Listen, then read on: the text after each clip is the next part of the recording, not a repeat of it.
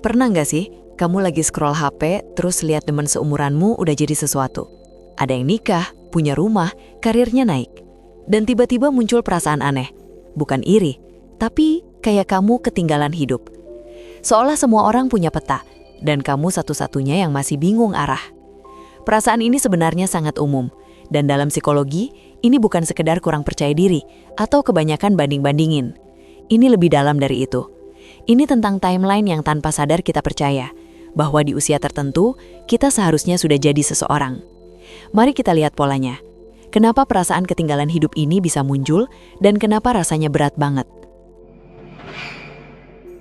Pola pertama, kita hidup dengan timeline yang bukan milik kita. Dari kecil, kita diajari tanpa sadar. Umur segini harus lulus, segini harus kerja, segini harus sukses. Masalahnya, kita nggak pernah benar-benar memilih timeline itu. Kita cuma menyerapnya dari keluarga, lingkungan, dan media sosial. Makanya, saat hidup kita nggak sesuai, otak kita langsung menghakimi. Ada yang salah sama gue. Padahal, mungkin yang salah bukan kamu, tapi standar yang kamu pakai. Pola kedua, otak kita fokus ke apa yang belum kita punya. Saat kamu merasa ketinggalan, kamu nggak lagi melihat progres, kamu cuma melihat jarak.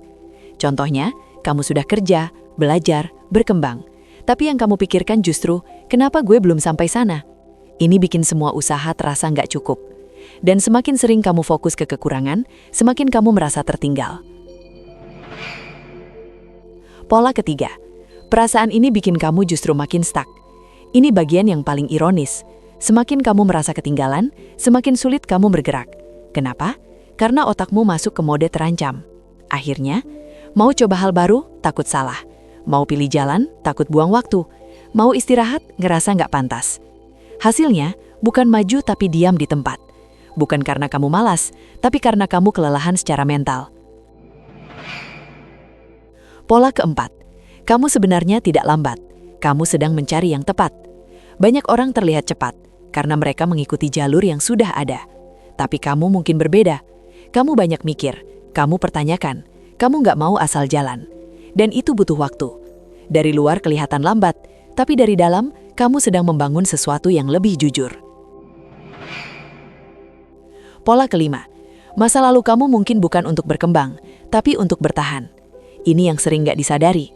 Beberapa orang di masa awal hidupnya nggak punya ruang untuk berkembang. Mereka sibuk bertahan. Tekanan keluarga, masalah emosional, lingkungan yang nggak support. Jadi, ketika orang lain maju, mereka sebenarnya sedang bertahan hidup. Dan itu bukan kegagalan, itu respons manusia yang normal. Makanya, perasaan ketinggalan hidup itu berat banget. Karena kamu bukan cuma membandingkan diri, tapi juga diam-diam menyalahkan diri sendiri. Kamu mulai menghindari pertanyaan orang, meremehkan usaha sendiri, bahkan merasa malu dengan hidupmu.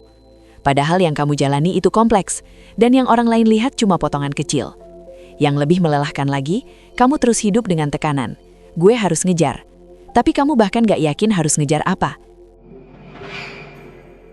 Kalau semua ini terasa sangat relate, itu bukan berarti kamu gagal. Itu berarti kamu sedang sadar. Dan kesadaran itu memang gak nyaman. Tapi justru dari situ perubahan yang jujur dimulai. Kamu bukan ketinggalan hidup. Kamu cuma sedang berhenti untuk benar-benar memahami arahmu sendiri.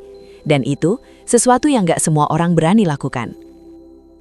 Kalau kamu pernah ngerasa seperti ini, coba tulis di komentar, gue lagi di fase ini. Biar kamu tahu, kamu nggak sendirian. Dan kalau konten seperti ini relate, jangan lupa subscribe. Karena kadang, yang kita butuh bukan motivasi, tapi penjelasan kenapa kita merasa seperti ini.